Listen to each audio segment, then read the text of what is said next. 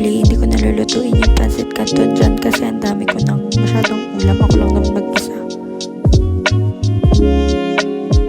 Naluto ko na po yung ulam ko, guys. Yan na muna yung ulam ko kasi pinapakuluto.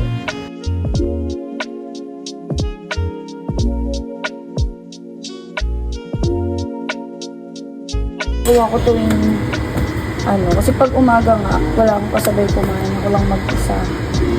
Kasi yung lahat nasa work kasi ate naman tulog this time. Dahil yung work niya 2 a.m.